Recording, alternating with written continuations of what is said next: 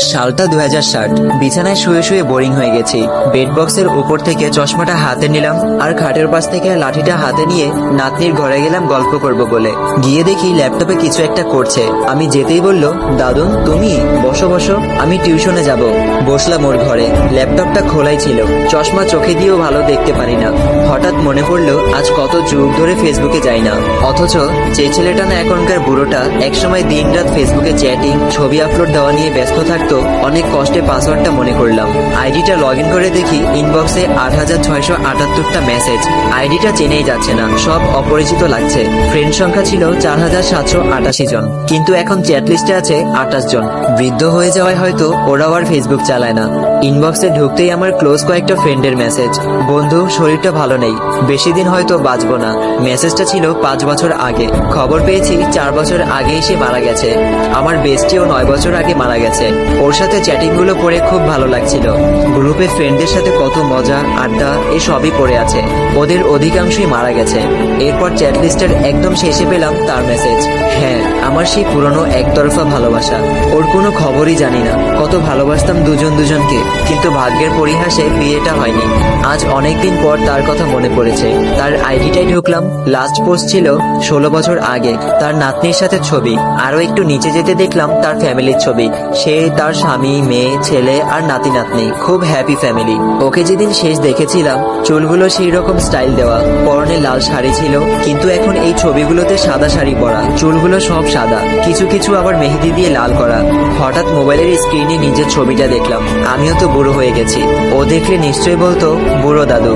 আচ্ছা, ও কি আজও বেঁচে আছে জানি না। ওর আইডিটায় শেয়ার করা একটা পোস্ট দেখলাম। একজন ওর আইডির স্ক্রিনশট দিয়ে লিখেছে, এই দাদি গতকাল আনুমানিক বিকেল 5টায় হৃদক্রিয়া বন্ধ হয়ে মারা গেছেন। উনি যেন স্বর্গ লাভ করেন এই আমার প্রার্থনা। পোস্ট পরেই থমকে গেলাম। 5 বছর আগের পোস্ট। ও মারা গেছে তাহলে। হায় রে, কোথায় সেই একসাথে বাঁচবো বলে কথা দেওয়া দিনগুলো। অজান্তেই চোখের কোণে পানি এলো। এরপর পরিচিত ফ্রেন্ডদের আইডিটা দেখছিলাম। ওদের আইডিটা এখনো প্রাণবন্ত, কিন্তু ওরা প্রাণবন্ত না। অনেকেই দুনিয়ার মায়া ত্যাগ করেছে।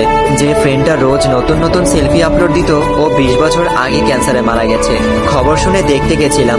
মজার মজার জোকস পোস্ট করা ফ্রেন্ডটার খবর জানি না। লেখক ফ্রেন্ডটা 8 বছর আগেও একটা পোস্ট দিয়েছে, ওর ছেলে ওকে বৃদ্ধাশ্রমে ফেলে এসেছে এই নিয়ে। ওর সাথে যোগাযোগ নেই। এরপর আমার আইডিটায় গেলাম। এত ট্যাগের ভিড়ে নিজের শেষ পোস্টটা পাচ্ছিলাম না।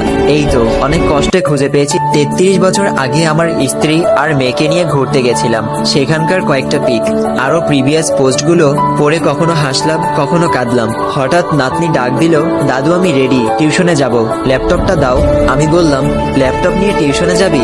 নাতনি বলল, আরে তুমি আদি যুগের মানুষ বোঝো না, আমরা তো ভার্চুয়াল ক্লাস করি। আমি বললাম, ওহ, তা বই খাতা লাগে না?